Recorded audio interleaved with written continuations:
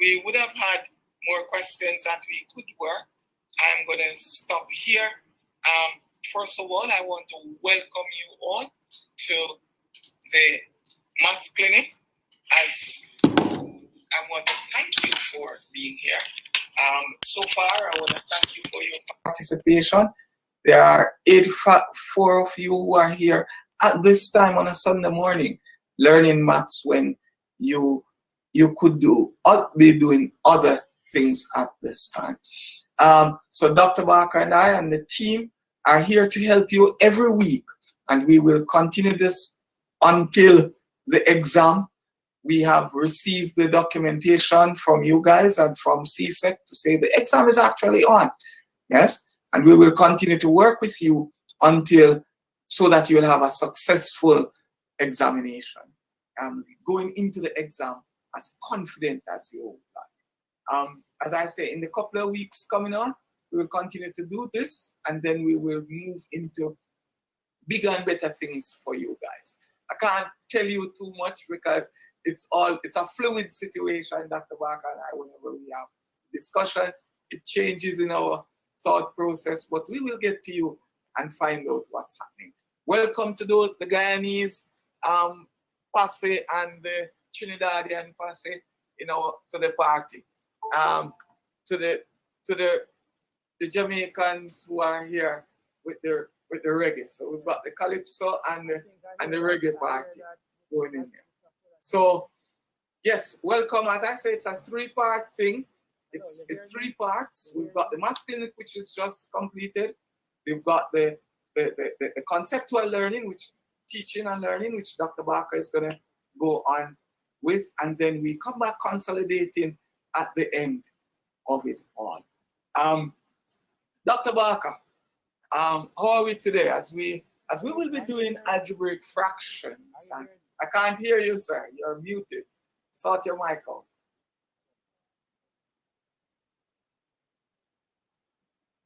Something is wrong with your mic.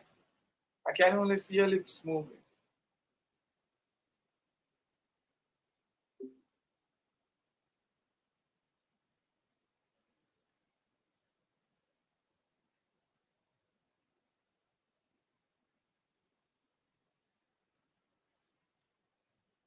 The lessons, so you will have it on a YouTube, and we've got a not just a link, but what do you call that again? Somebody will remind me what it is. Are you hearing me now? Yes, I can hear you now. Oh, so that means... What do we have, Barker? Not just no. What I was saying is that I hear you talking about people from Guyana and Trinidad, but I hear that there is nobody here from St. Mary. Is that true? It looks like it's true. Well, you know that I can guarantee you there's someone here from Manchester. No, sir. No Manchester people not there. Me. You hear that? You hear that? So you need to recognize that. So me get a St. Mary vote there. 2 St. Mary vote. A St. Mary me come from, so okay. I have to check out. You see, you're having the St. Mary you come from party, and when we have knock salute over. Exactly, DeAndre. Yeah, St. Mary me come from. So me have to big up St. Mary, I can tell you not to be I am from. So big up to that. So, moving on. Right on me, that banana chips. We want to welcome everybody from all the different parishes in here and from all the different countries, actually. It's really a pleasure for us to be presenting to you and to be working with you guys. And we really feel proud of you guys to being here every morning to have your banana chips party. Yes? From St. Mary. Now, the next thing that today we will be actually doing algebraic fractions, and we'll be having a look at simultaneous equations, solving simultaneous non-linear equations, along with linear equations. Yes.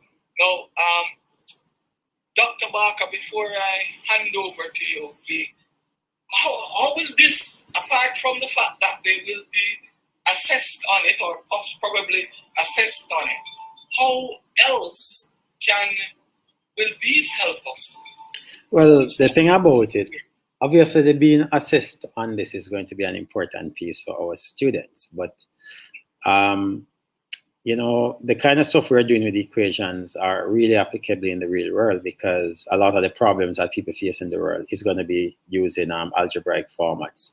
So, you know, pretty much anything they do, you know, working in economics, in industries, you know, designing, even a car, they're going to have to use mathematical equations. So, you know, it's just a matter of developing that understanding of the basic ideas. And then if you want to go on in further studies in math, then these skills that we're doing with algebra are going to be even more important, because you won't get very far in higher level math if your algebra isn't solid. So the goal is really just to give you the foundation, and then hopefully when you're ready to move on, you have the basis to become stronger math students. So that's why we're not doing shortcuts or, you know, fast ways. We're trying to show you all the steps, because you're going to need that.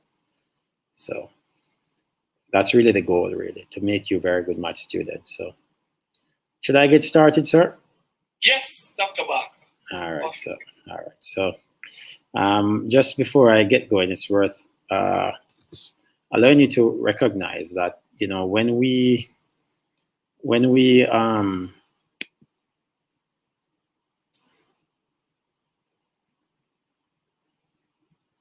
hold on, I think I'm sharing the wrong thing, yeah? Just let me fix that first. When we say that we're going to work on equations today, what I'll be doing as well is, we have done a number of workshops on equations before. So there's this understanding that you'd have been able to solve simple equations. You'd have an understanding of solving simultaneous equations, as well as understand how to solve quadratic equations. And that's going to be important, because, you know, the idea is that we are giving you all the different types of equations. But as we work through today, the idea is that you have some basic understanding. So if you find that at points I'll say, well, you know how to solve a quadratic, and I jump, don't panic, just understand what we're doing today. And there are videos there that you can go and watch afterwards if you want to learn how to do that particular step. But I won't be going through like solving quadratics in step by step, because that's just going to take a lot of time, and you would maybe miss out on the important learning that I have planned for you today. So bear with us on that. Having said that, I'll still explain what I'm doing, but I'm just saying that I won't go in detail and teach you every step, because that wouldn't be useful given that we've covered it a few weeks ago. Check online, there's a playlist with a number of videos. Some of them are directly live from class, and some of them are videos that we have just made specifically for this.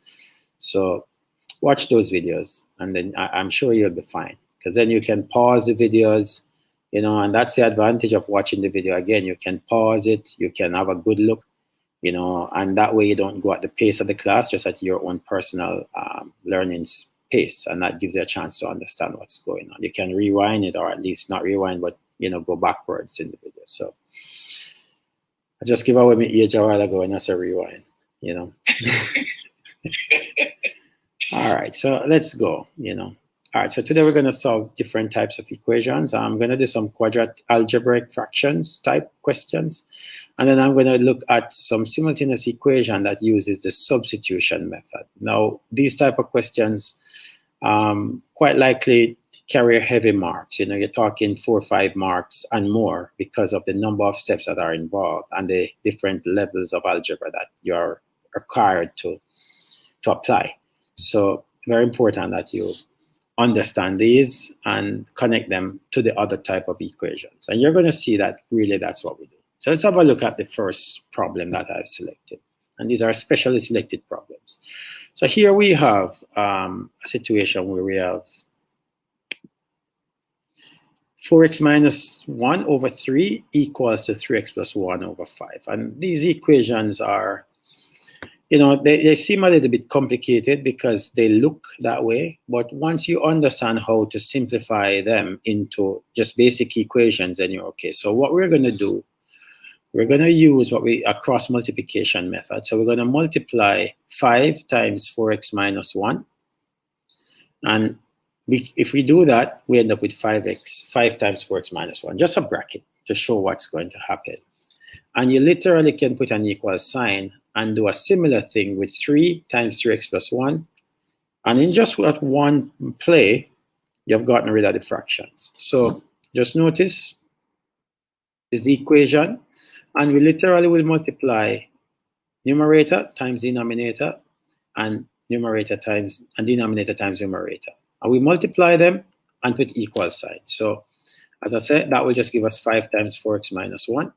And then we multiply the other one, and that will give us 3 times 3x plus 1. Now, a question that looked a little bit confusing is now fairly straightforward, because here we'll need to expand the brackets. Just literally just solve for x. So just moving it from this fractional form, what you really want to understand is not so much the problem itself, like, you know, how to solve the problem, but how to get rid of the fractions in this problem. And all the ones that I do with fractions will lead to how do we remove the fractions from the situation. So just like that, cross multiply, we call it, and we end up with this. Now from here, basic algebra should take us home. I say basic, not because I think it's easy, but you're gonna have to have this basic skill, which is to say, I have brackets, now I have to expand. So if I expand this bracket, I'll get 20x minus 5 equals, and I'll expand the other bracket, 9x plus 3. Now that I have unknown on both sides, I can restructure this. So I'll bring this minus 5 to the other side, which makes it a plus 5. And I'll bring this positive 9x to the other side to make it minus 9x. So I get 20x minus 9x, still equal to 3 plus 5. So step by step, we're breaking it down step by step. Simplifying, 20x minus 9x will give us 11x, and 3 plus 5 will give us 8. And then this final solve, we divide by 11. So x is 8 over 11. And yeah, it's a weird looking answer, but that's the answer to the question. So the main thing is just to remember that when you get here, just simplify. Just get rid of the brackets. Get rid of the brackets. Start simplifying. Basic algebra, as I said, not because it's easy, but because it's a skill that you're going to have to master. And it's just really taking it line by line and saying, what can I do next? And then we get to the answer. So our question that looked a little bit confusing, a little bit different, is resolved very easily in the first step into just a normal linear equation. Very important that you keep that in mind. Let's have a look at another example. So here we have an algebraic fraction plus another algebraic fraction, and that's equal to 7. Now, a similar process is used, but there's a little step that you're going to have to get used to in these problems. So you look at this problem and you go, okay, how do I approach it? We really want to get rid of these fractions because we can't solve the problem with the fractional form. So we need to use a particular technique. Again, we do a version of the cross multiplication. So I'm doing 4x minus 5 multiplied by 5 to get that. There's a plus sign here, so I'm going to put that back. And then I'm going to do a similar cross multiplication here, 3 times 2x plus 1, bracket. Now my last step is really a very critical one to remember. I'm just going to multiply this times this times this. And what that does, it gets rid of all of the fractions in one line. So in one line, we get rid of the fraction. So let's go back through that. Here's a problem. 4x minus 5. It times that by 5. There's a plus sign, so we put that back. Then we again continue this cross multiplication procedure. Numerator times denominator. So 3 times 2x plus 1. And then to get rid of the fractions completely, we're going to multiply by 7 times 5 times 3 in one go. Whatever the denominators are, you'll do that in that step. It doesn't matter whether it's algebraic denominators or not. It's the same thing that you do. Now that we have this, this is just a matter of simplifying from here. So we can get rid of the bracket here to get 20x minus 25. We get rid of the bracket here to get 6s plus 3. So nothing unusual happening here. See? And then we just multiply this. And that's just a simple multiplication to get 105. All right, so we're walking through the problem. Simplifying, 20x plus 6x will give us 26x, and minus 25 plus 3 gives us minus 22. And that's still equal to 105. Equation to solve. So we're going to bring the 22 to the next side to make it positive 22. Simplify, and then divide by 26. And then our problem is solved. Now, these answers look a little bit weird, but they're correct. Yeah, we're just working on the technique, not worry too much about whether it works out to a nice round number or not. So that step is important. This first step, I just want to quickly cover that again. Yeah. Let's multiply. And this important step is to remember to multiply all of the denominators by the number on this side, or whatever is on this side. Even if this was x, you just do the same thing. You wouldn't have to worry about it. Whatever is there, that's what you multiply by. And this 3 and this 5 is coming straight from the denominators. And once you have done that, it's just a matter of simplifying. You know, making sure you're doing your bracket expansions correctly, making sure you're grouping correctly, and then solving using basic steps. You know, 26x is 105 plus 22, that kind of thing. And then the final answer is 127 over 6. If the question requires you to do anything different, like for example, to write your answer to a specific degree of accuracy, then you can divide, and then that's when you will do stuff like that. So it's very important that you know that it's okay to write your answer as 127 over 26. That's okay. You don't need to do anything more. You don't need to divide it. You don't need to do anything. All right. So let's carry on. Let's find another example. This is similar, except in this case, I've put a minus sign in between the fractions. Now that makes it very important which one you do first. And it's always important to do this multiplication step first. As long as you do that one first, then everything will be okay. So that's going to give it 2 times 3x minus 2. The minus sign, so we put that down, and then we do 5 times 4x plus 1. Similar steps. And as I said, for this step, I'm going to do 2 times 5 times 2. That will get rid of every fraction. And then it's just a matter of simplifying. All right? So this is very important. You should make a note. This step. All right? That gets rid of the fraction totally. Expanding. And here we have a minus in front of the bracket, so we have to be very cautious. That's going to give us minus 20. But this will give us negative 5. So we get minus 20x minus 5. Okay? Over here, we'll get 20, because that's just what it is. Grouping, should get minus 14x minus 9, because minus 4 minus 5 is minus 9, and 6x take away 20x is minus 14. That's still equal to 20. Bring that minus 9 to the next side, makes a plus 9. And then simplify and then divide to get your final answer. And again, you can leave your answer like that. It's not a big problem. All right? So, you know, once you see these fractional equations, you will have an idea what to do. The main step is to remember cross multiply with this. As we mentioned in matrices, we said the leading diagonal. That's one you start with. Same idea. Yeah.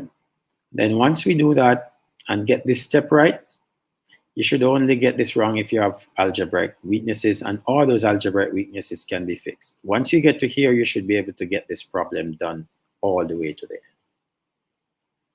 All right. Any questions on algebraic fractions? Sir, could you go back to the first one where where it was equal to? Is that the first example? What did you want to look at? I wanted to screenshot the first example because it's different. Okay. Yeah. I have to jump back to it, so you're giving me extra work.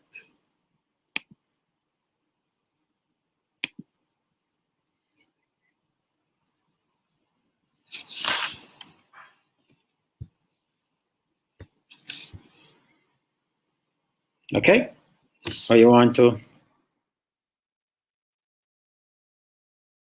Okay.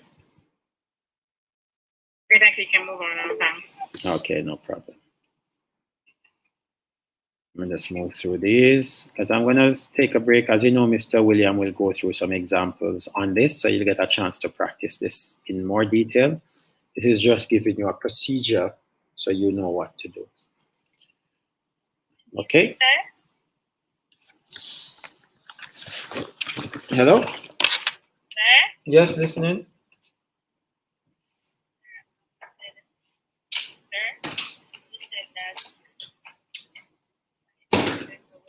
I'm not hearing you.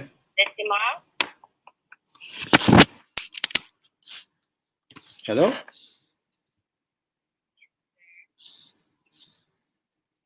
Hello?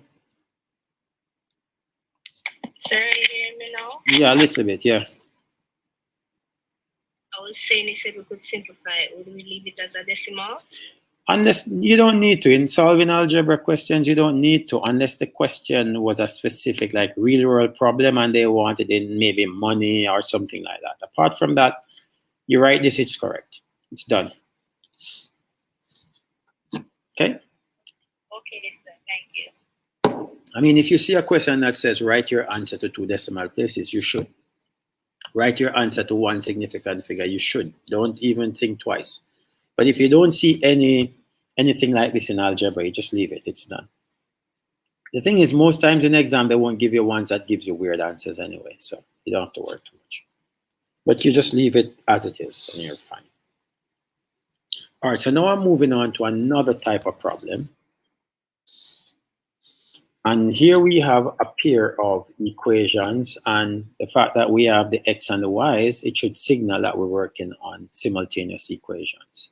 But these are different, because what makes them different is that normally when we're solving simultaneous equations, we can eliminate one of the variables. But if you notice, this is not connected by a plus or a minus. It's connected by multiplying with the other variable, so x, y. So that makes it a little bit difficult to solve using elimination. In fact, impossible. Can't eliminate this because xy itself is not breakable except by division. So what we have to use here is a method that's called the substitution method. And I'll walk you through it, and I'll do a few examples so you will be able to see how it works.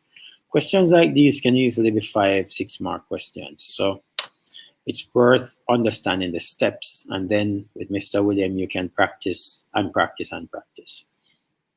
So here we have xy is 8, x plus y equals 9. As we have done simultaneous before, remember the term simultaneous means the value of x and y in both of the equations are the same values. So you're looking for that relationship. Let's see what happened here. So if I label them equation 1 and equation 2, what I need to do is rearrange the simpler equation to make x the subject of the formula, or y, it doesn't matter. I'll make x just because I can, but it doesn't matter whether you use x or y. You just decide which one. In some questions, though, it will be easier to choose one, and you'll see why. I'll do an example like that, where it makes sense which one to use. But in this case, you could have used x or y. It wouldn't make the problem any more difficult. It's the same problem. So we're going to take equation 2 and we're going to rearrange it and say x is 9 minus y. All I've done is take this plus y to the other side, and it becomes 9 minus y. So I'm saying when x plus y is 9, x equals 9 minus y. It's not advisable to use the xy equals 8 because it creates a fraction, and that's going to be a little bit more difficult for you. So you try to use a simple equation to reorganize, all right, for the most part. You should. So x is 9 minus y. Now what we're going to do next is going to take this equation 3 that we have created and substitute this new equation into equation 1. So because we have figured out what x is, and it's 9 minus y, we're going to replace this 9 minus y in the first equation for x. Okay, so wherever we see x, we'll put 9 minus y. So this is what it looks like.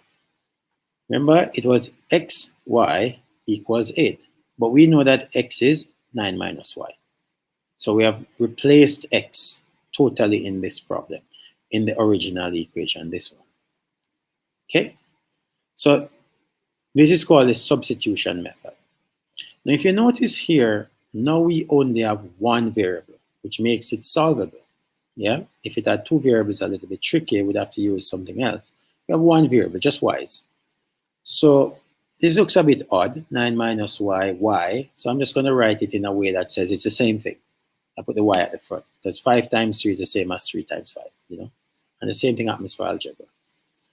So it's just the same thing. I've just written it with the y at the front. So now we need to expand. So I'm going to get 9y minus y squared equals 8. I'm going to continue to do the work up here. I'm going to just change it because I have minus y squared. So I'm just going to multiply everything by minus 1 to get different signs. Put the y squared, I like y squared being positive. And I organize until I get here. Now this is a quadratic equation. You should be able to solve it. There are many ways, factorization, using the formula. I taught you another method as well. So it's up to you to know how do you finish this problem. But I'm not going to spend a lot of time on solving a quadratic. I'm just going to solve it. Yep. How you got negative 8? Because if you notice from here, this says minus y squared, positive 9, positive 8. If you notice in this case now, y squared is now positive. So everything has to change sign. Oh, okay. Yeah, so it's just a matter of like, yep. Excuse me. Oh, did Didn't hear that?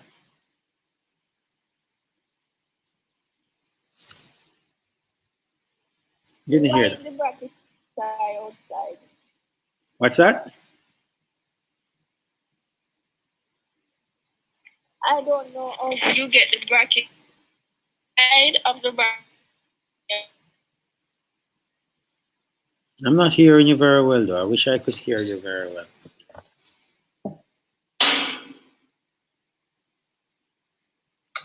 Sir, are you hearing me? Sir? You're cutting in and out. Let's see.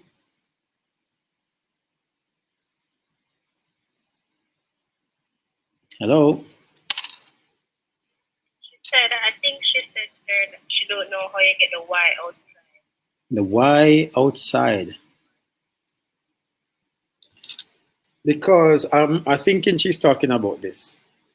So you remember that we have xy is 8. That's one of the equations that were given to us.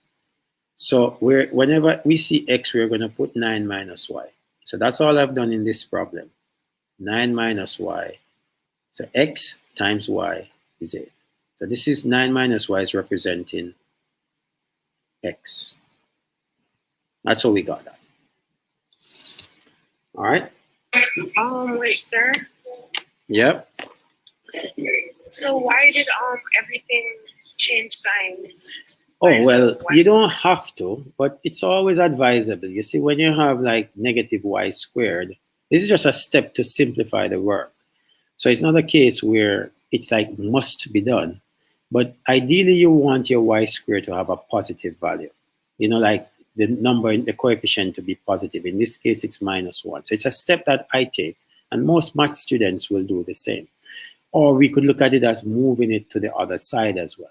So I've just changed all the signs, and that makes y positive, makes this one negative, and this one negative. That's all. It's just a step like to tidy your work up, but it's not something you must do. You don't have to do it, but it's recommended. Oh, okay. I'd recommend that for everyone. If you have like a minus x squared, just try and change every sign and make it. And you just need to change all the signs in the problem. or multiply by -1, we would say, each term. So that's something you can understand eventually. So now we have this equation, and you should be able to solve this equation. Y squared minus 9y plus 8 equals 0. In this case, we need to solve for y, and we can factorize. So if we factorize, which I'm not going to spend too much time on, because I know we have done some work on this. So we factorize, we get y minus 8, y minus 1 equals 0, which makes y 8 or 1. All right? If you have problems factorizing, you're going to have to watch some of the factorization videos, because I'm not going to teach that now. All right? And you'll get some practice on this.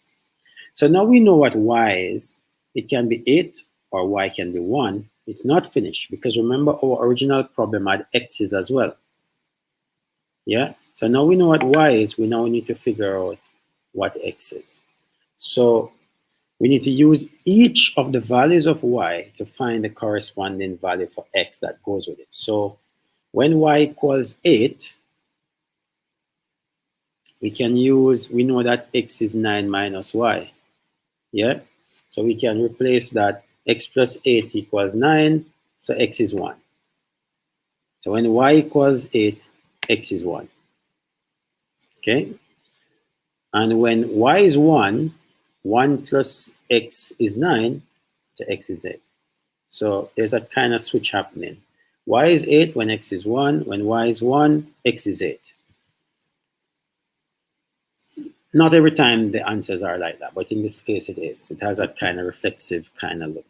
Y equals 8, x equals 1. When y is 1, x is 8. But all of these work together. Sir, I'm lost. You're not lost. You maybe need to tell me where you are.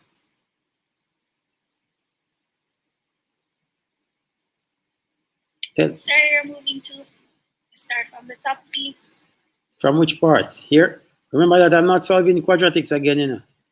So make sure that's not what you're asking me to do, because we won't be able to finish if we start solving it again. So you're going to have to understand that we're solving a quadratic, and that's the answer we get. All right? Sir, question. How did you get the y equals 8 or 1? I've solved the quadratic. It's an equation that has to be, it's solved in a different method. And as I said, if we start going through that now, we won't be able to finish anything today. That's a whole topic on its own. We have taught quadratic solving already. There are a number of videos that are available for you to watch. So if that's the reason, like you're thinking, how did he get 8 or 1? That's something you're going to have to look at again, because I won't be able to teach that now. Does that make sense? We've taught it already. But just take it that the answer is 8 or 1, and we will maybe go over quadratics at some point, but not today, because otherwise we just wouldn't finish. Because it's a topic. It takes maybe 2 hours to cover it. Yeah? The videos are on YouTube? They're all available, and I think Mr. William will post those videos. We post them in the WhatsApp group as well. So there are a lot of videos that we will, that has been there for all the topics, simultaneous equations, quadratics, all of those videos are there, and you can watch them. And it goes through step by step how to do all of this. So it's not a case where it's, so the main thing is to understand, just like we solve an equation, this is a quadratic and there's a way to solve it. In this case, we're factorizing to solve. Some people will know what's going on and some people maybe just don't know, haven't seen this yet, not sure.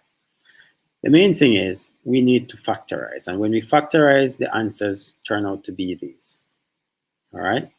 So you just have to bear with me. We won't, and I'm going to do another one with another method to solve it, and you might not know what to do as well. We just have to take it that we're finding the value of y, and these are the values for y. Once we know the values for y, we can use that to figure out the value for x.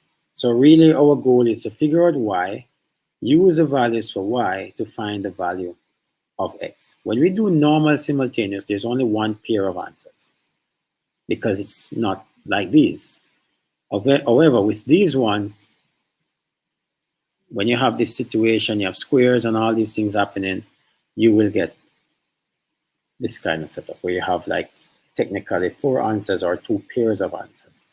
One way to think of these are like coordinates. One of them is 1, 8, and the other one is 8, 1. It's coordinates. X is 8, 1, and y is 8. X is 8, y is 1. Have to think of it like that. Because in most cases, these problems are, in all cases, these problems represent the point of intersections of two graphs when they are plotted together. And it's important that you understand that as we do the algebra, the intersectional graphs will represent the solution points. And I'm going to try and explain that because that's something to understand a little bit of. All right? But if you haven't solved quadratics yet ever, this is going to be a little bit weird for you. Because this is like the highest, this, as I said, is algebra 3. So you'd have to be able to do algebra 1 and 2, you know, in order to be able to do 3. So quadratic equation might be the issue that you may have, and that might require a little bit of practice, all right? All right, so I wanted to have a little discussion on this. This is a quadratic curve. Anyone knows the name of this curve? I think it's called a parabola. Yeah, it's called a parabola, and it can either be up or down. But generally, when we think of a parabola, it looks like this. So all quadratic equations will take this shape.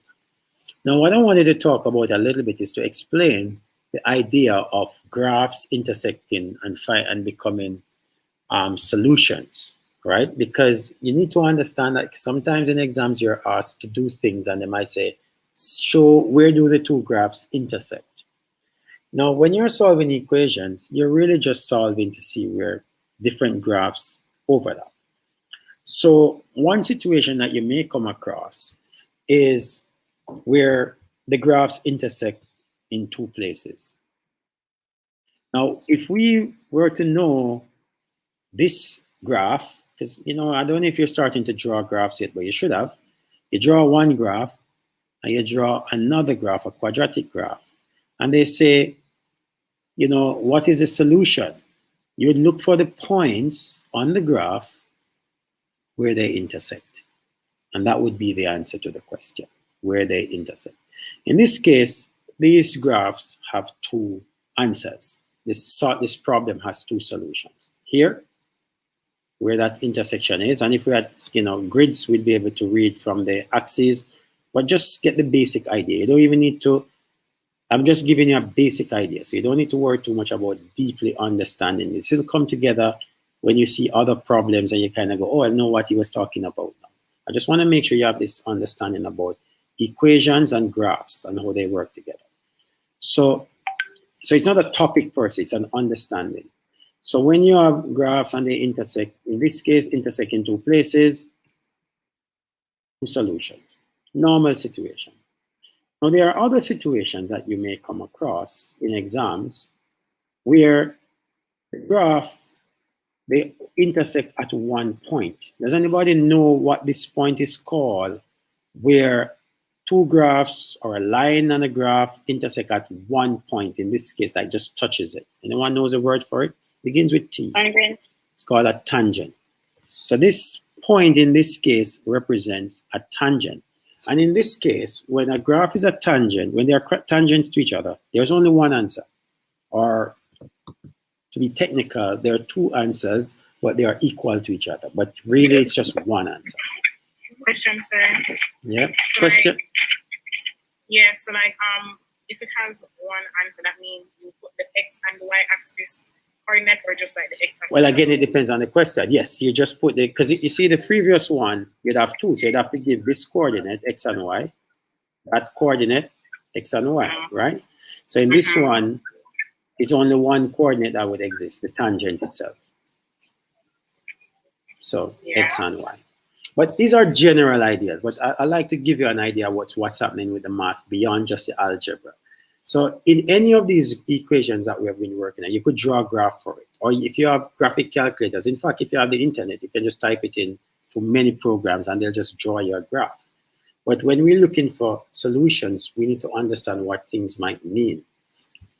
The last situation is where you have two graphs, but they do not intersect. Anyone knows what may happen if you're asked to solve this problem and they don't intersect? What may happen?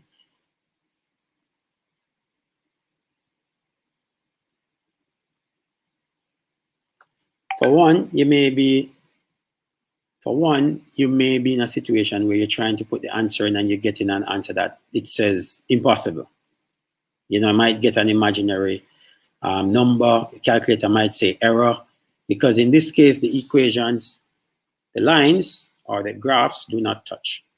So these are things to just understand, especially if you're moving on into math at another level, or you have certain questions and they might say, what may be happening here? And you might be able to describe that. But don't stress too much about it. Because we're doing this kind of stuff, I want you to have an understanding of what's happening. So just 3 different situations, 2 intersections, which is more normal. Then you have the tangent, 1 intersection or just 1 touching, or none. Okay, quadratic graphs. Start getting more technical graphs, you can have a lot more intersections. All right, let's get back to solving some equations. Don't worry about it. What's that? Excuse me, sir. Question. On the formula sheet there where it says the rules of a quadratic equation, could that also be used? Yes, and the formula you mean? Yes, sir. Yes, the formula can solve any quadratic. Factorization is a fast way to do it, if it can be factorized. Okay, sir. Thank you. Yeah, it's the same. Once you use that, it's going to work as well. All right, let's look at another example. This time, it's a little bit tricky. In fact, I'm going to give away. This is actually the equation of a circle. Strange, but when you start studying higher level maths, you'll know what that means. X squared plus y squared is 25. But that's not the issue. Here we have 2 equations again. X minus y is 3. X squared plus y squared is 25. Again, we know that this will not be solved by elimination. So we're going to have to rearrange. So we're going to rearrange this simple one. You see? Because we won't even be able to rearrange this properly. So we pick the first one, x minus y equals 3. And from there, we know x is 3 plus y. All right? Because we're going to bring minus y to that side, and then 3 plus y, or y plus 3. Yeah, same thing. So we just rearrange the first one to get our equation. And from here, we need to put this new x equals y plus 3 into equation 2. Okay, the second equation. So wherever we see x, we're going to put y plus 3, which makes it look like that. Remember, x squared, now y plus 3 squared. Does that make sense? Plus y squared is 25. So all I've done is replaced x squared with this new variable relating with connecting with y. Could we use back the same equation that we transposed? No, yeah, we could, but we're just going to end up back in the same place. It's just going to cancel out. Okay. So if you put it in and you start at me, you know you have chosen the wrong equation, yeah? If you put y plus 3 back for x, it just cancels out to be in y minus y, and then 3 equals 3. That's why. So you have to put it in the next one, yeah? At all times when you rearrange, you have to use the other equation. But in these problems, there's normally going to be an easy equation and a more complex one. And so you just need to look and realize which one is the easier one to rearrange. So what do we do next here? Anyone knows? Expand the bracket. And again, this is another step that if you haven't done this yet, you're going to have to check the videos and see. But when you expand this, this is what you'll get. Y squared plus 6y plus 9. All right, I've deliberately put that in red because if you haven't yet done this expansion, then you might be wondering, how did he get that? Then you have to trust me. That's what happens. And you're going to have to look at, how do I expand brackets if you haven't done it yet? All right, so I'm not going to go through that now. Otherwise, we wouldn't get very far.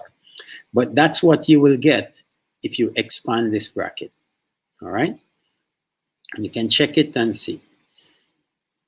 Now we can continue with the simplification because we have y squared here. We can put y squared plus y squared. We can bring this 25 to the other side.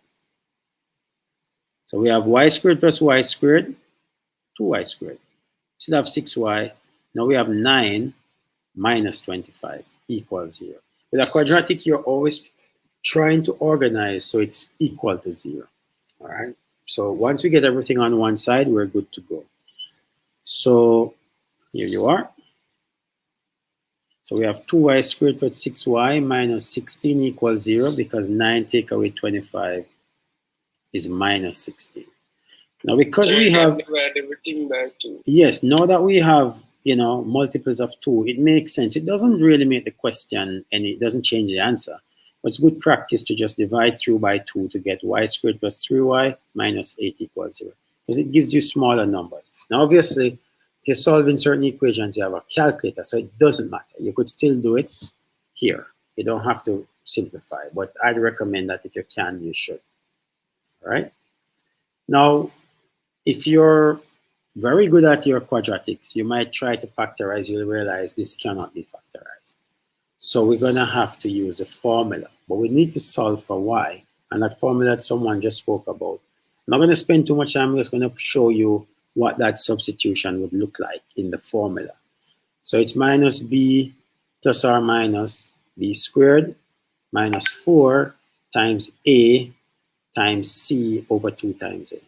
If you haven't used a formula before, sorry, but this is the step. You're going to have to read and learn how to do that, you know, because I won't be able to go through that now. That's a whole lesson, maybe 2 hours. But the main thing is that you need to solve for y. We need values for y. And from the formula, you'll get these 2 answers. And if you're still working through the formula, you might come up with this, but it's not time to stress about it. With Mr. William, you can maybe work through the formulas and you'll be able to get to the answers and maybe see what you're doing wrong and all of that. So y equals minus 4.7 or 1.7. What do we do with the answers now? We need to use them to find the other values. So when y is negative 4.7, we can use this equation. So x equal negative 4.7 plus 3. Yep. And then we'll end up with x equal minus 1.7. Yeah. Likewise, when y equals 1.7, x minus 1.7 is 3. So x must be 4.7. So now we have found the answers that work. We can just write them together as a pair of coordinates, or just leave them as it is. It doesn't matter, you'd have gotten your answers already. But sometimes these questions are connected to equations. They'll say like a graph. They'll say, where do the lines intersect? And that would be your answer. So, Sir, yeah. can I answer the question? Go on. That's one question. You want to ask another? Is there another method we can go about doing? Yeah, but most kids know how to use the formula. And if you don't, you can learn. Don't worry about it. This is a formula. It's given in the test, so you just need to put the numbers in. It just takes practice. That's all. But this is really just something. Sir, so when we had the exam, sir, we can use anyone we want. You use any method that works. There's no rule that tells you which method to use. The students who are very, very skillful maybe will use factorization when it's there. They'll see that it's factorization, they'll use it. And then some students will just use a formula for everything because it works for everything. It's not something that you have to, it works for everything. All right, so. Wait, sir, I also have a question. Go on. For the part that says y plus 3 squared, isn't like 3 times, 3 squared is 9 and y squared is y squared. So how did the 6y come in? That's because, as I say, you have to learn how to expand these brackets. They are not just directly like that, because you're going to have y times 3 and 3 times y as well. But that's something, it's a whole different expansion of bracket topic. But I see what you're saying, and that's why it's important to know how to do this, because this is not just y squared plus 3 squared. There's also 3 times y, and Mr. William will be able to explain that. He can do an example to show you what's happening there. All right? But that's what you'd get if you expand. But I understand your question, because clearly you haven't seen the other videos we did on expanding brackets and so on. They're all there, and I'll make sure that you have access to those. Mm. In fact, in the email that we send out each week, it has the link to the playlist, and all the videos are in that playlist, and it will show you how to do this. All right, so we'll see. My final example And again, just look for the pattern of work that's going through. And if your quadratic isn't there yet, you'll still need to master that. But it means you'll still get the basic idea what's happening. So again, we have two equations, and you should be able to tell which of these are the simpler ones. Which of these equations are the ones that you should choose to rearrange? Which one? First one or second? One. Equation one. You say equation one. So the first thing is to know which one is looking easier to rearrange. So we're going to use equation one. And from that, we'll get y equals 2x minus 3 when we rearrange. Because we're just going to swap places. Y can go here. Negative y becomes positive y. Positive 3 becomes negative 3. Halas. Finished. So now we have rearranged that to get y equals 2x minus 3. Now we know that y is 2x minus 3. We can replace wherever we see y in the second equation with 2x minus 3. So let's do that. Expand in brackets. And that's a standard expansion. 2x squared minus 3x equals 2. We're going to keep simplifying until we get to a quadratic that is nice and easy. So we keep simplifying. Bring that 2 over because we need to bring it over because it's a quadratic and we need to get equal to 0. In this case, you need the formula, and I'll just put what that would look like in the formula. All right. Once you put those in the formula, if you do the work correctly, and that takes a little bit of practice, but once you've mastered it, you shouldn't have a problem. You'll end up with the answers 1.46 or negative 0.46. And then it's just a matter of applying that step as we talked about, working out for x. When x equals 1.46, y is equal, that should say x equal 2 times that minus 3, because we know that y is 2x minus 3, and we know what x is. X equal negative 1.7. And when x equals, I don't know what happened here. I think I made a mistake. I need to fix that. Made a mistake. Last one. Let me just fix that for you, because that's not going to be a good screenshot. That should say x. And then when x equals negative 4.6, let me just fix that. Negative 0.46.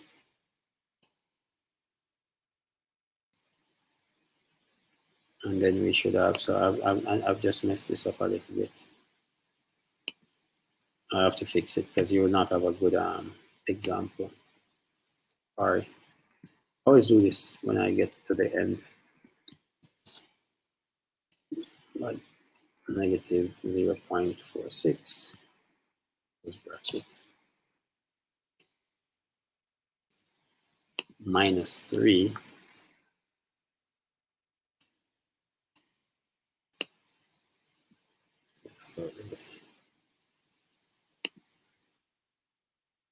Negative 2.2 times that is 0.92, so it's negative 3.92.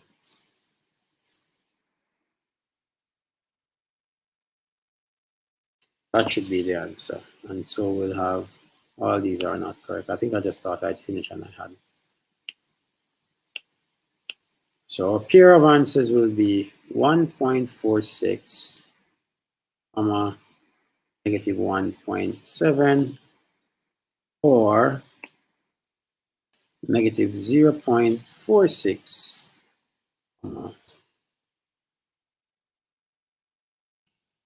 yeah, sorry, I thought I'd finish this one. Negative 3.92.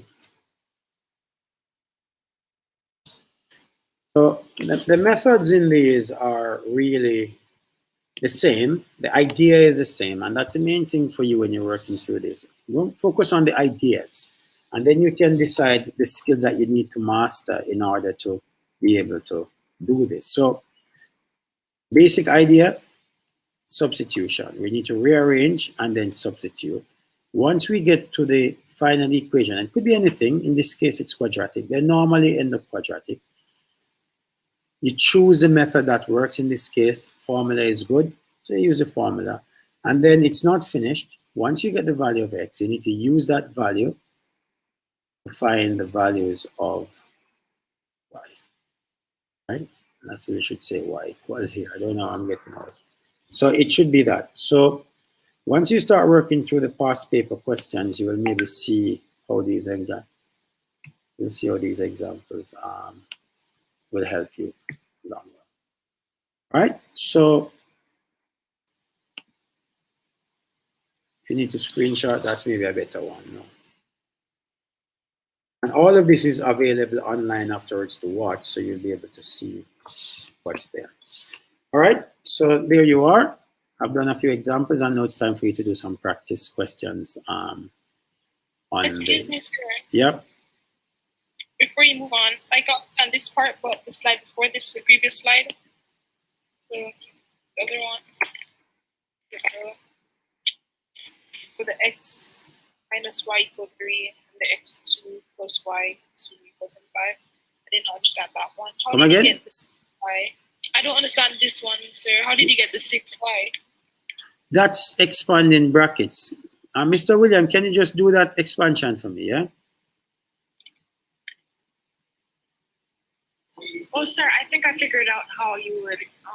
Yeah, there's a way to do it and you'll not be surprised. It's just that if you don't know, it might seem a bit odd. How did I get 6y? But it's part of the expansion. All right, because you're doing y plus 3 times y plus 3, so you have to use, FOIL. If you have done FOIL before, first, last, that kind of stuff. All right, Mr. William? Oh, don't leave it, General. Don't leave. I realize that you want me. Where's the question you just asked about? Well, I'm closing this, so you can do it from your stuff. It's just expansion of y plus 3 squared. Oh, y plus 3 squared. Yeah. Okay, I'll do that. All right. Yes, Yeah. boss. You have run your session, yeah. So it's my turn now as the disc jockey, yeah. Now we find out who are the better DJ now, because it look like you didn't play only juggling music, you know. Yeah, I got dance now. Dance will keep. All right, ladies and gentlemen, I want to just thank you first of all. Let me find. Again, I've always been giving you the appreciation. Yes, Bianca, I know you say you're tired. Yes, but I am sure that if you give me two opportunities to do two questions, yes, to play 2 tunes, you'll forget that you were tired. All right. So let me first of all help out this first question here, where someone needed an expansion to know how to do the expansion here. Yes. Now we can either use a FOIL method or different grid method or different methods.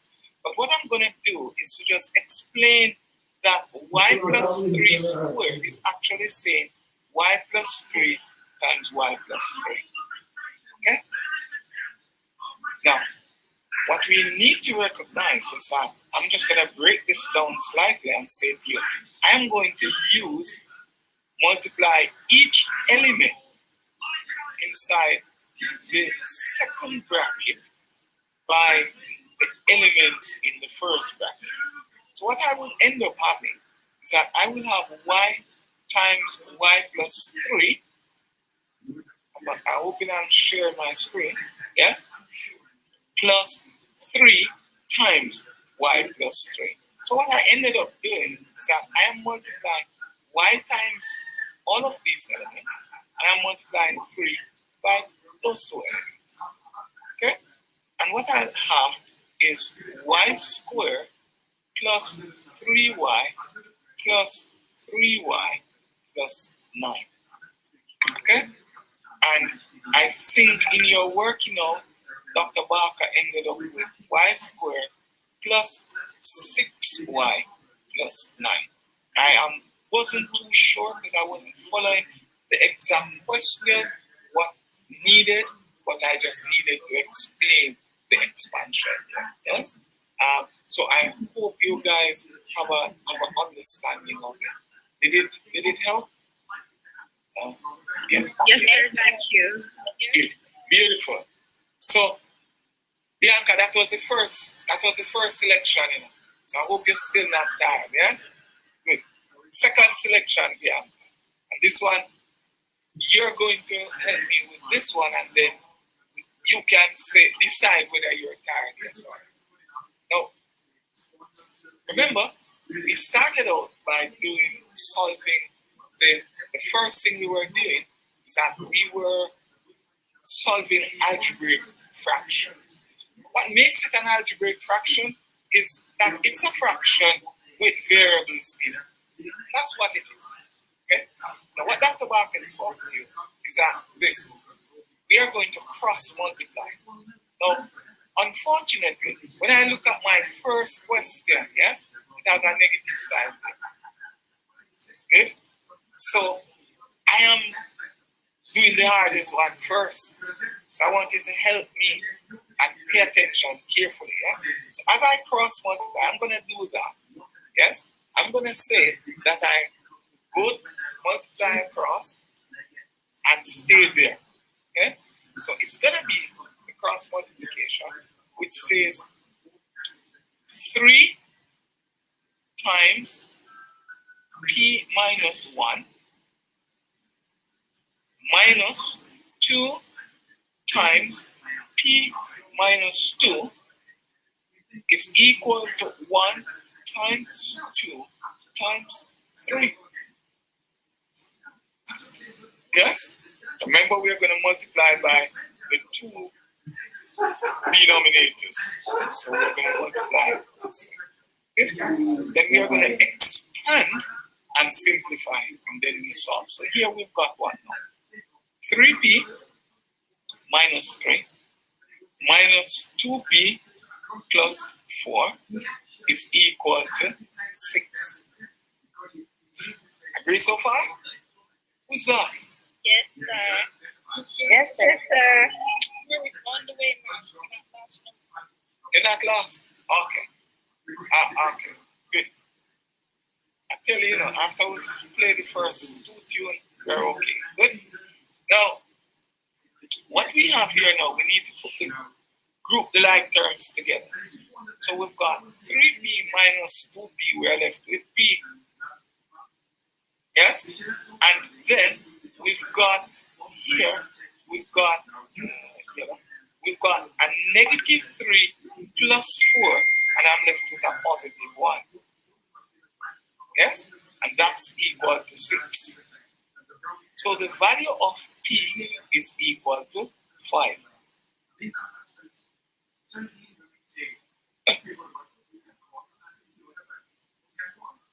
Deandra? What's happening, Deandra? How did you get 7 there? Oh, okay. I put on P, take away 1. Accident. Okay. All right. Let's have a look at the second one. Yes. This is why we consolidate that again.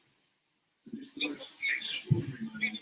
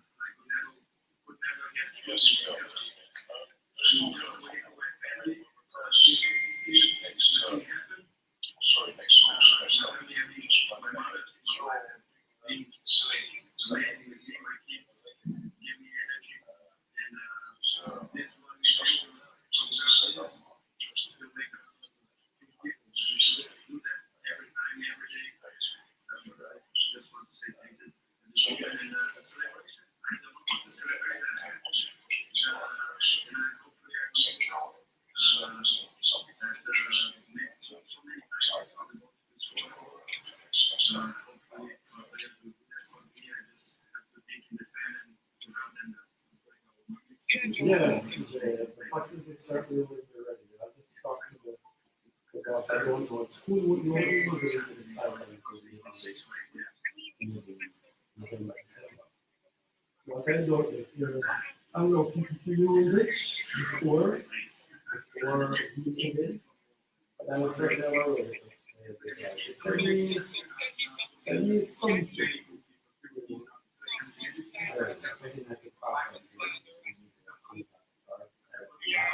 Something you got to tell us.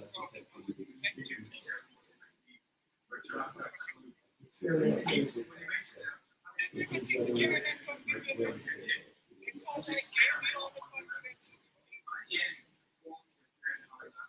I think it's certainly good.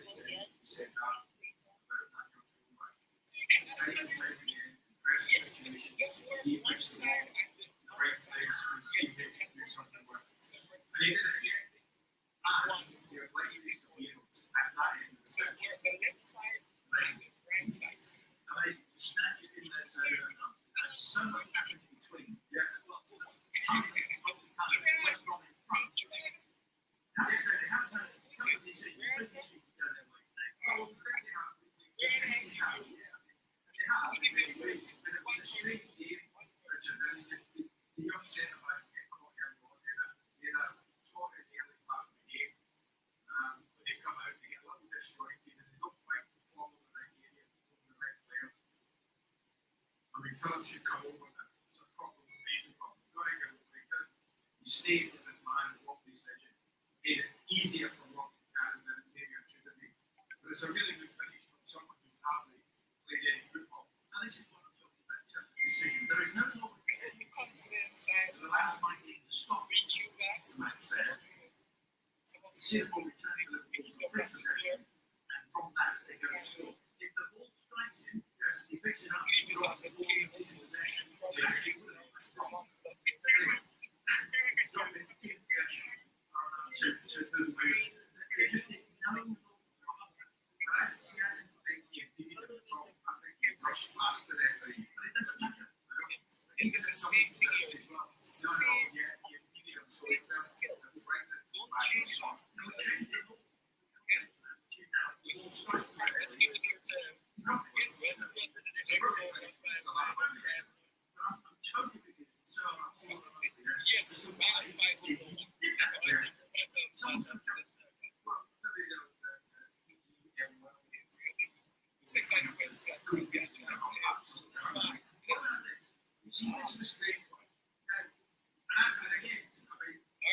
So let's let me see if that extra minute has been added. Yes, I'll give you that extra minute. I'll try to help you. Okay? First of all, let's rewrite this one. Minus 5 is equal to x plus Or maybe get no second. and I just cross multiply the roots. Yes? So And if he's I going cross to head was one way, and he on this side, looks and so I don't know. I don't know what she is doing. I wish you could tell me. I don't know. 1x But then that head of the earth is coming right. minus And part 25 is equal the fact was straight out, right, we've got a case analysis measure with to ball. 1x, But if somebody else scored, yes? what does Plus that mean? that's 16. Because the header of the ball was scored. Yes. Well, I would argue that that is a second phase and is a perfectly good job. It's not right. I think you're right, so that goes straight in. But it doesn't. You don't.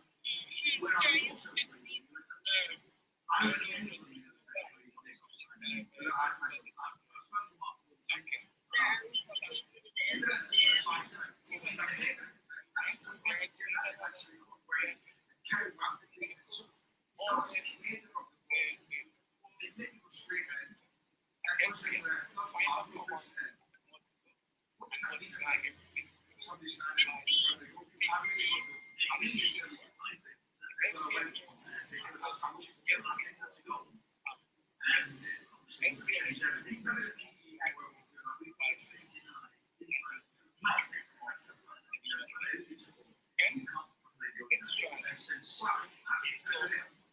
LCM is 15 here. So I'm going to multiply each term by 15.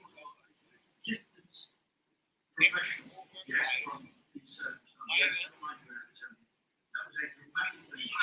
over 5 is equal to 15 x over 15 plus 4 times 15. Yes? At the end of that, is that we simplify it. Because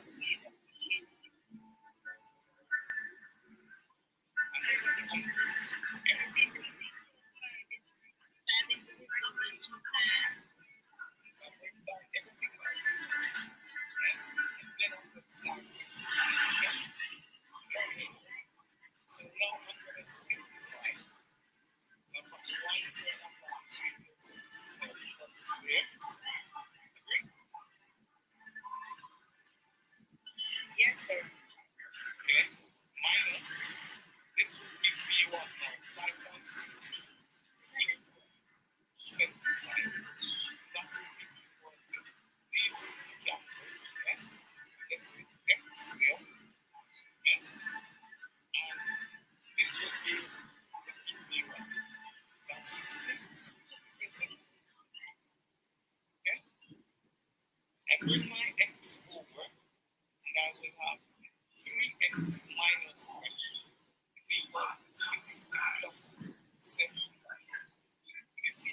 operation. I brought this over becomes a positive, and I brought this x over becomes a negative. Yes? So I end up with what? X equal to the value of x.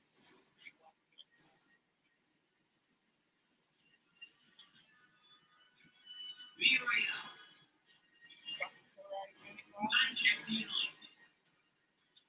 Simplifying? Okay. So that yes, from here. And exclusive.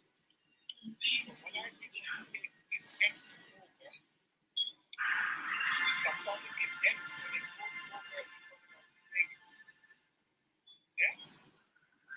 And here that negative 75 when it goes over it becomes a positive.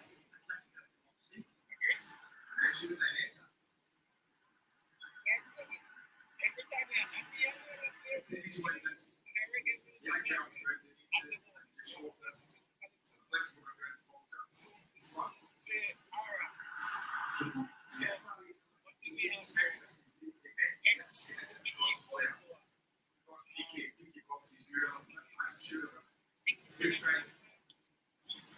so one of his at the moment faster than Algebra.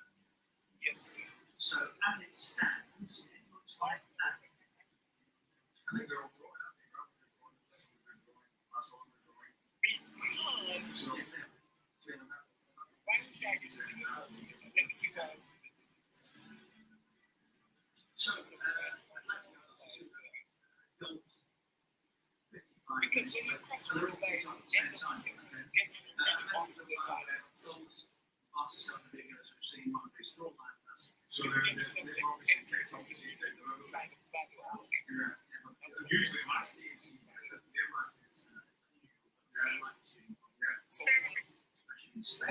what we do whenever we are doing cross multiplying is getting rid of the denominators. And the denominator in this case, we could have done it multiplied by 6. We are multiplying each of them by 6. So technically, but in this case, because of how it was, we could not do that. Traditionally, multiplied by 5. As many chances as we got, I think that Sir, the way that I do it, because the way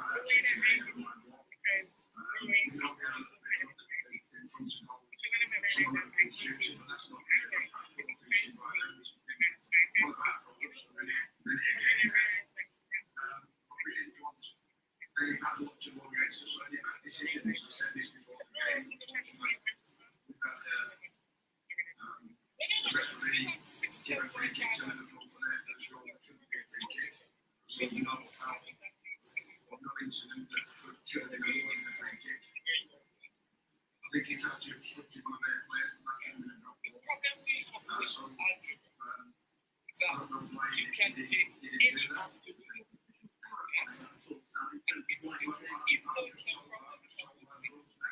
If some people I'm just thinking understand that what they the rule that should have been a free kick given, so there was no free kick. Sorry, the second thread answer as a fraction. He got slightly in the way of Fabinho, I think. Fabinho and football saying that it should be a back foot, not a free kick to Liverpool. But the worst one's the goal to that. I mean, you know, why the other got there, why even bother it? You know, we've let a completely player on the side score a goal and count out the goal. Nobody can tell me that our player was interfering with that goal. It's the biggest load of rubbish I've ever seen in my life. What do we do? Similar to what you did. I'm going to give you 2 minutes now that I So take responsibility, we give corner, pay the price, but and we have the right situations go for us. That would have been Liverpool getting a draw today, not a victory. You feel positive at the start? Let's say positives. I mean, you know, you're playing amongst the top sides in Europe, never mind in the Premier League, you know, getting to looking to get in the top 4 and you know, putting on a performance like that, the team that's supposed to just about line out and die never did that, like you mean. So I can't praise the players enough for their application, the amount of chances they created, the way they defended the unit, and where they frustrated Liverpool. You can see the relief on their stuff and their they thought they were gone. They thought they were going to happen. Luckily for them, the referee and the VAR came down for them, apart from the goal in the last minute. Just felt like it wasn't going to be but we can't have two games. Sometimes you can't have two decisions like that all games. So, not much of that to go from Tottenham. So VAR Rearrange. You know, so hugely disappointed in the VAR officials today.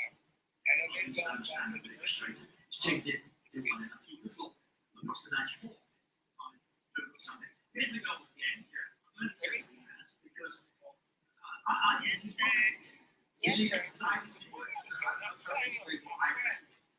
and where the case may be. And when that comes in, as I said previously, that's it straight out, yes, right? The goalkeeper has got a chance. I'm not saying it's guilty as charged for the attacker. I'm not saying that it shouldn't be captured. What I'm saying is he has an argument that he's wrong. There's zero point in the game. Okay, but then he doesn't score. He does. And that thing that's if is that the goal scorer comes from here, continues his run, and from the header that's going wide, here's the end. So why is he offside? Well, not him. Why is he versus? Beautiful. Now It's you a can goal. expand. It's a goal. And yes, he's battling. There There is no attempt. There is a half right? What's the case? There's no way that I'm going to see correlation working quickly. There's no way what happened with Fabinho and the referee caused Fabinho to mess up passing. But even if it did, there is no So I cover that. okay, He's 6 just minus don't 2x worry. minus 3 minus What Stan probably misunderstood is, yes, that's an if you were in unnecessary possession of the ball, so yeah, the drop ball will take place and you so will we be in would have possession back.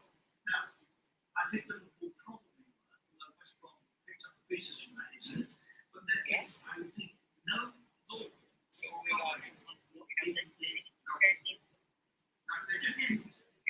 So, again, we need an explanation on that. I can understand why Sam is as annoyed as he is. That's why the law was changed, so that if a referee did no chosen child is your correct name then you the want to share part with that us should be yours is given back to you. But that's just not the case there. It's not. you want to type it in the I mean, area there so that I can recognize like that that, then it makes it such a short game. It's about to between players equals. As long as you get the advantage. It's totally with the Alright, advantage. Do you get a full back? you're right Yes, you have the clock with that actually. Charlie Yeah, you can use current. is an idea and where are you from Charlie I know the accent alright guys here's another question we should do this as the last one yes the last one is on these artists I think that nice one should close the first part of the research. Let's try. Did you solve the other one, sir? When did you get the answer? Where were you? We got 25 over 4. You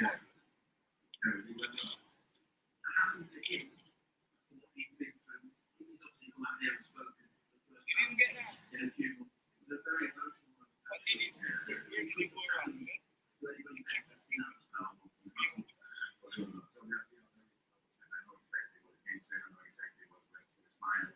Still sitting in the festival is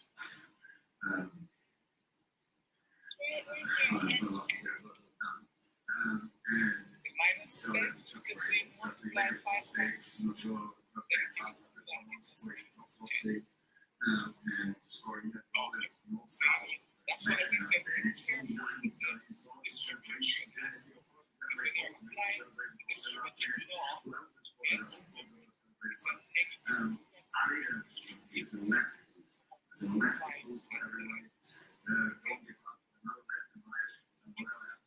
Alright, so as I said, we need to close the show. This is about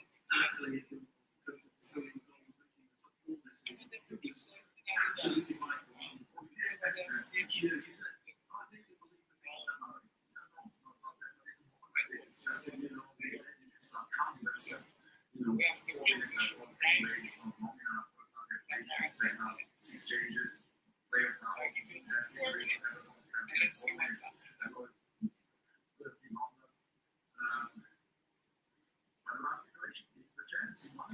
Let's try this one. We're going to multiply. We're going to multiply. We're going to multiply.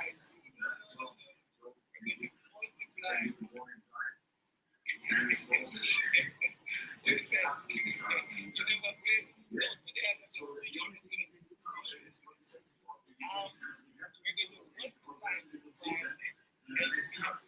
LCM in this time.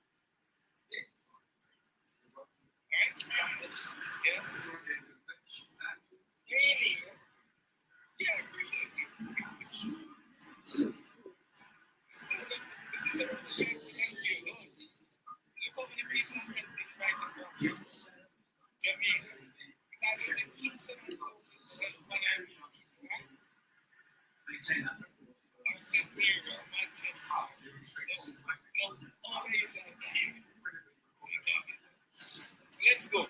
Multiplying by 6 through, yeah? And we will have what? 6 times 3x plus y over 3 minus 6 times x minus 2 over 2 is equal to 6 times 2 over 1, yes, plus 6 times 2x minus 3 over 3. I'm going to do something quicker for you guys, yes? I'm going to do the cancellation first and make that 2, make that 3, and make that 2. Then I expand, okay? That way it will be easier in the explanation. So I've got 2 times 3x gives us 6x plus 2 minus 3x plus 6. But sir,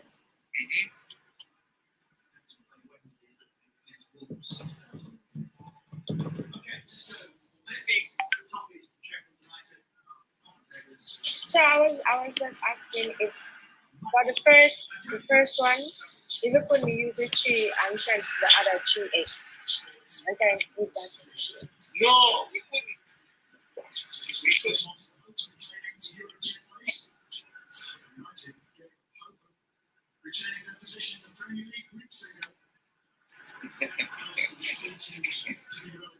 But the top part, 6 bracket 3x plus 1 over 3. Yes, so that's we couldn't do this. I think what you're trying to say is, could we do that? No, we couldn't. Yes? Because this is a plus sign there. We couldn't. If this was a 3 or a multiple of 3, we could. Because technically this is saying 3x over 3 plus a third. That we could have said. But that's not. Yeah? So we could have rewritten it like that, and then we could have cancelled. Yes? But we wanted to work with whole numbers. Right? So let's carry on then. So we have that's equal to 12 plus 4x, 2 times 2 is 4, minus 6. Okay? I'm going to group all my like terms as 1 in one group. Yes? So I'm going to put my x's over on the right side. So I'm going to take my x's, these two